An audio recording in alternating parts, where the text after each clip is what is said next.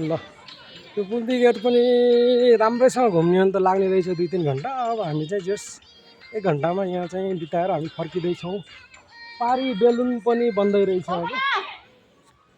ल डमरू रहेछ, डमरू शिवजीको डमरू है त, शिवजीको डमरू। साथीहरू हामी चाहिँ रमाइलै छ, रमाइलो माने घुम्नुलाई ठिक रहेछ। तपाईँहरू पनि आउनु होला भन्न चाहे है।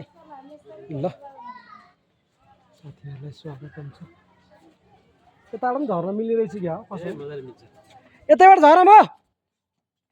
हेलो, यतैबाट झरम, यतैबाट झरम के यहाँ झर्ने ठाउँ रहेछ खोइ, प्रवेश निषेध लेखेको छ। यहाँ नमिल्ने रहेछ, प्रवेश निषेध छ त। किन आनर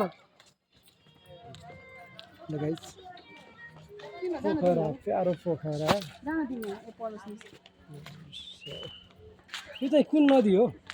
फेवातालकै हो हजुर? यो के लेक? यो त ऊ हो त होइन? फेवातालै हो। जाम अब उता घुम्ने ल ल हिँड हिँड बुढी, जाम न बिस्तारै घुम्यो ल हिँड। ल कल्पना हिँड हिँड जाम छिटो जाने अब। ल साथीहरू है यस्तो राम्रो छ लेक साइड।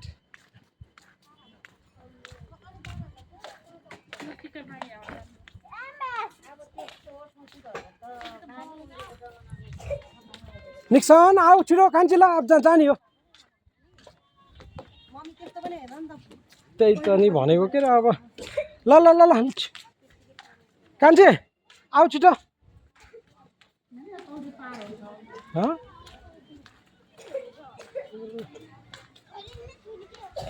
व्हाइट स्तूपमा अब 2-4 फोटो हालिहाल्नु।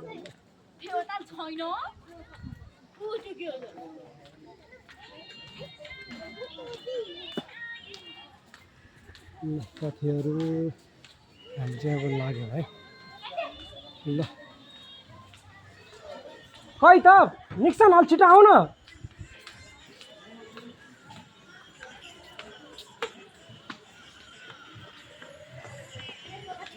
निक्सन तिम्रो किन हाइट र उठ हो? यस्तो लक्की म्यान हो तिमी, यस्तो घुम्न पाएको। अरू कति घुम्न पाउँदैनन्। जुत्तालाई त्यस्तो उनीहरू तुना अलि राख्छ, लगाऊ तुना लत्रियो, तुना लत्रियो त्यहाँ होइन उता आऊ भने छिटो। ल ल साथीहरू है त कुम्दीकोटलाई यति, अब तलतिर जान्छौँ हामी। आऊ है यो कुम्दीकोट ल कुम्दीकोटलाई बाई बाई। अब फेरि कुनै समय आइएला फेरि। गुडिया त आऊ न, हेर नि कुम्दीकोट सिधा त अब तिमी सिधा हुनु पर्यो के अरे। ल तिमी उता जान्छौ